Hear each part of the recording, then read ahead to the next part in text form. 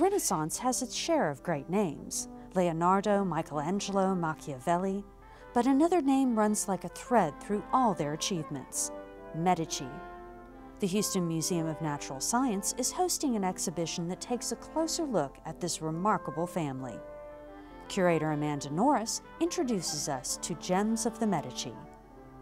This exhibition focuses on the Medici family from Florence. They were rulers for about 300 years, or had influence in Florence.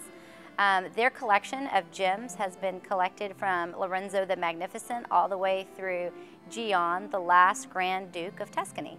Some beautiful pieces that you're going to see as you go through the exhibit start with Lorenzo the Magnificent's collection.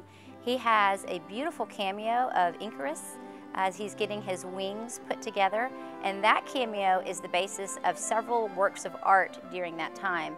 It was Lorenzo and the following generations of Medici that decided on this rebirth or this renaissance of jewels and architecture. So you're going to see a lot of Roman influence, you're going to see a lot of Greek influence. You're also going to see some gems from other Medici family members as we go further down the family tree that are spectacular. There's a bust of a Moor hat pin that a gentleman would wear that has these gorgeous pearls coming out of it. You'll see one of the largest cameos in the world on display. This is a world premiere, so these gems have not been together before, including Lorenzo the Magnificent, whose most of his pieces are in Naples. The rest that you'll find will have been somewhere in Florence. There are 3 different museums there that will house these. Another beautiful piece that you'll see as we get into a much later line of the Medicis are some Baroque pieces, some stair risers that are done of combined carved stones that are quite beautiful and intricate and just delicate looking. The Medici both shaped and were shaped by their home city of Florence. The characteristics that you'll see of Florence as you walk through the exhibit, I think, are the architectural structures, the beauty of it, the collection. The Medici didn't only commission pieces in the 1500s, 1600s as we go through, but they also found and collected pieces from 1 BCE. So you're going to see almost that marriage from gemstones way back in the day through what they would call their modern time in the 1500s.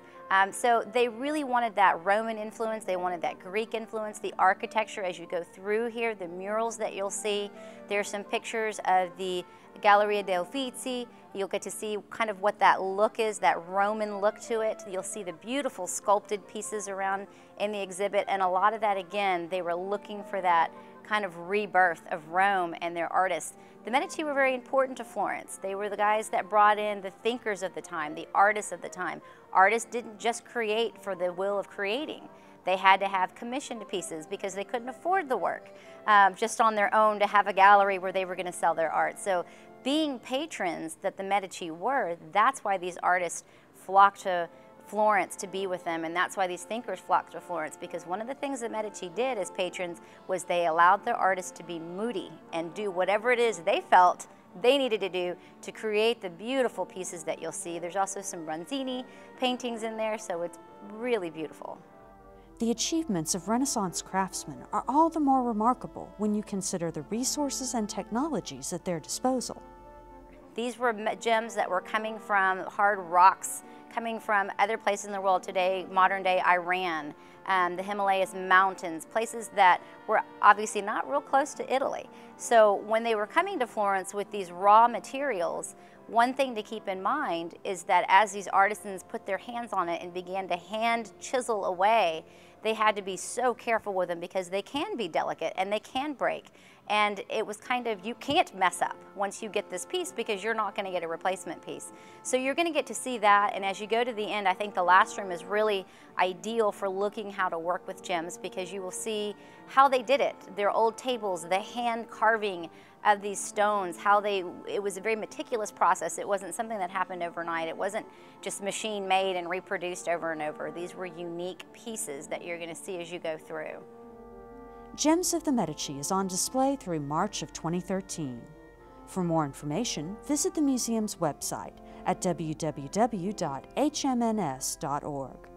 For Day Trips, I'm Stacee Hawkins.